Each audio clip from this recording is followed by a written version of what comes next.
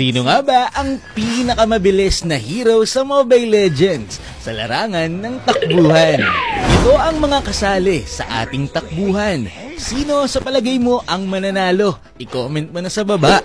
Simple lang ang rules natin. Ang mga hero na sinali lang natin dito ay yung may mga speed up na skill.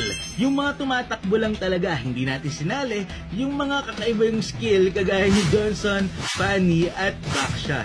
Kasi nga, takbuhan lang talaga to. Pero syempre, bagong lahat, kung di ka pa nakafollow sa aking page, baka naman.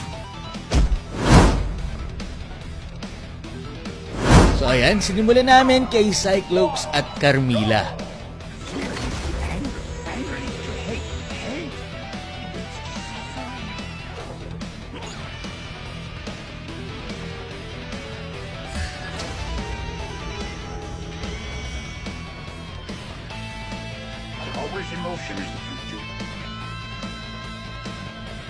Ang nanalo ay si Carmilla.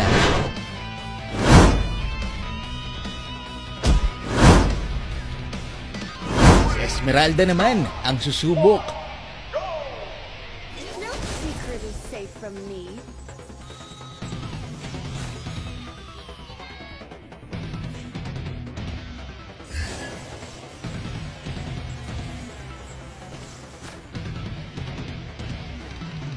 If only I could forget the past.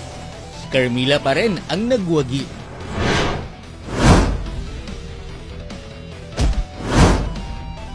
Si Leomord naman ang susubok. Nakasakay pa sa kabayo yan.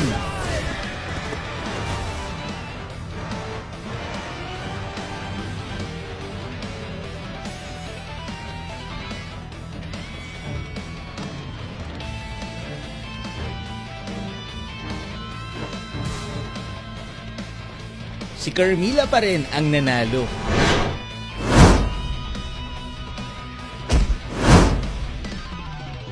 Next natin ay si Leslie.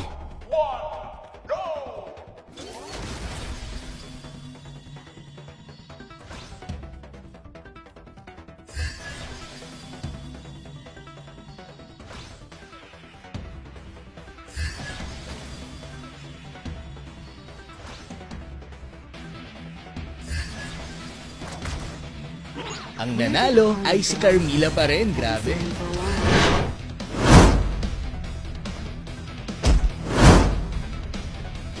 Natin si Lilia.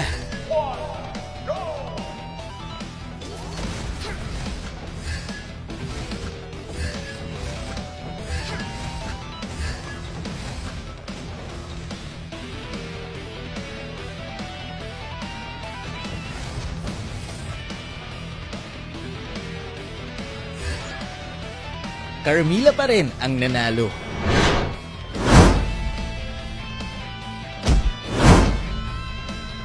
Naman natin si Mia. May the moon forever shine upon us. Watch your back.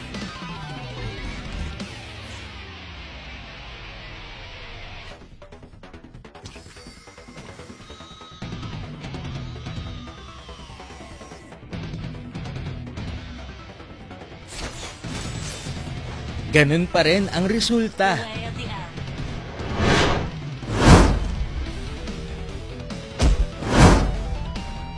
Subukan naman natin si Hilda. Eto, matinding laban to.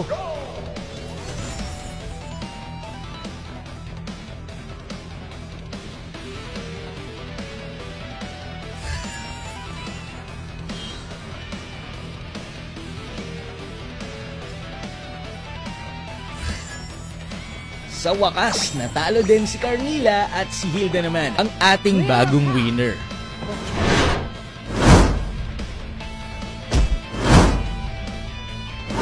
Amon, ang ating next contender. There is no better crucible than the power itself.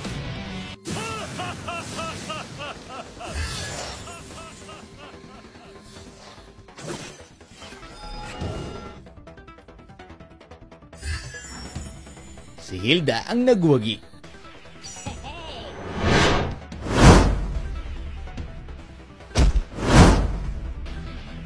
Dito naman naman si Chang'o.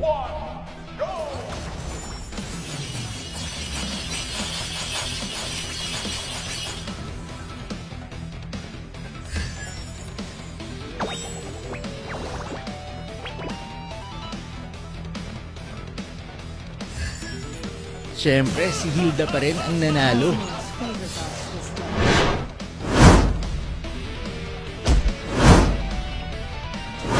Si Hanabi naman ang susubok since merong movement speed ang kanyang first skill.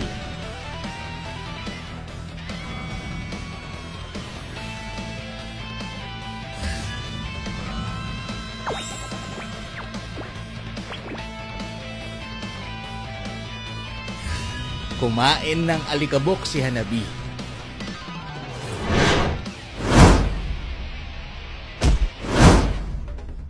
Dito naman si Uranus ang magta-try.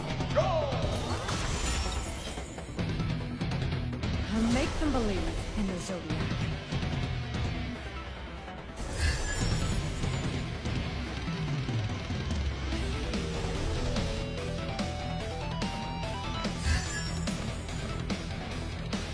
Iwan na iwan pa rin kay Hilda.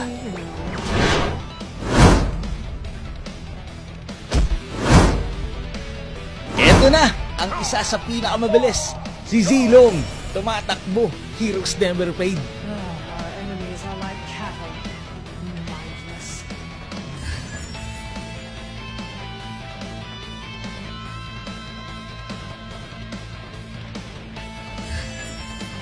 Pero dahil sobrang bilis ng cooldown ng first skill ni Hilda, talo ang ating hero na si Silong.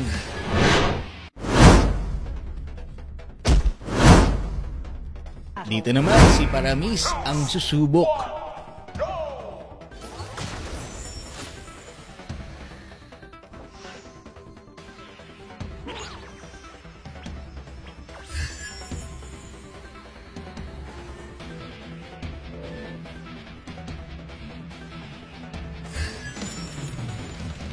Panalo pa rin si Hilda.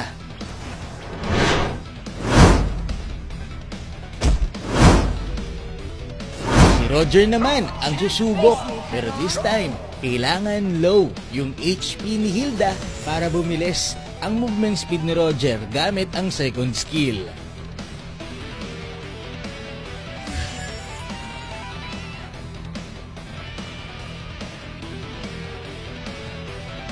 At ayun na nga, natalo na si Hilda. Si Roger ang nanalo.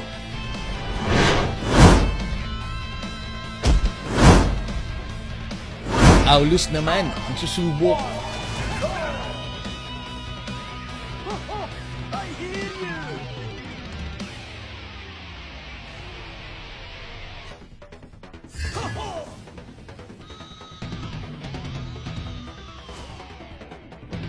Panalo si Roger.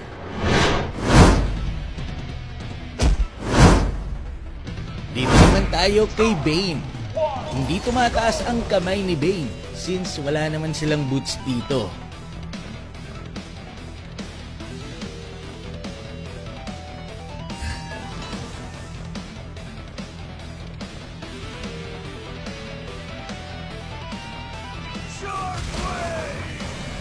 Ang nanalo ay si Roger pa rin.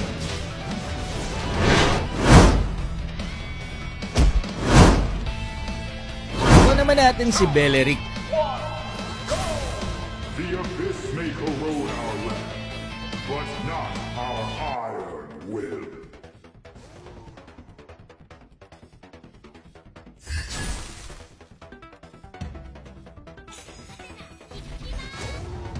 Si Roger pa rin ang nanalo.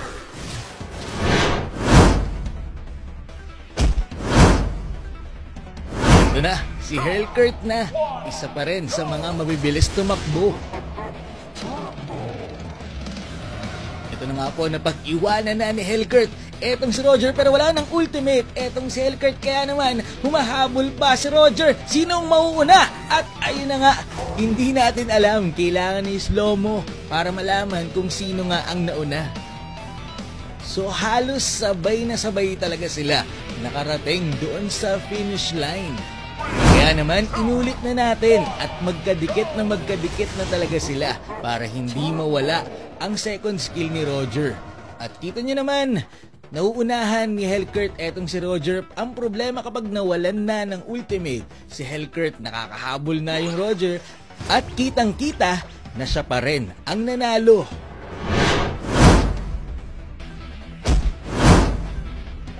Ito na, isa sa pinakamabilis din, si Hylos.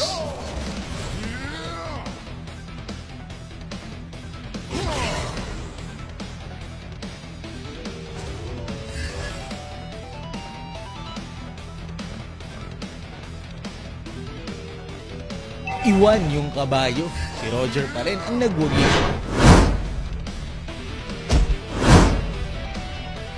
Bukan naman natin etong si Karina habang tumatambling-tambling pa.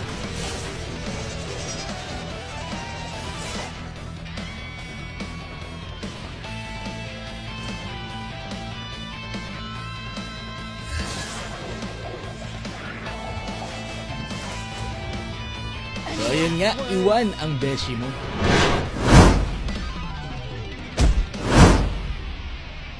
Sinubukan din namin dito si Masha at kinailangan naming mag-build ng HP build para hindi maubos ang kanyang HP at magamit niya ng tuloy-tuloy ang kanyang first skill. Pero kahit ganun pa man, makikita naman natin sa video na talagang nakakalamang pa rin si Roger at siya pa rin ang nagwagi.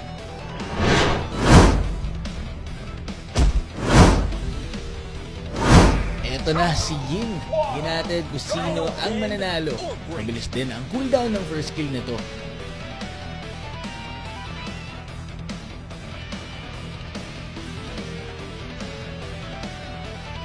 I'd rather lose than stop fighting.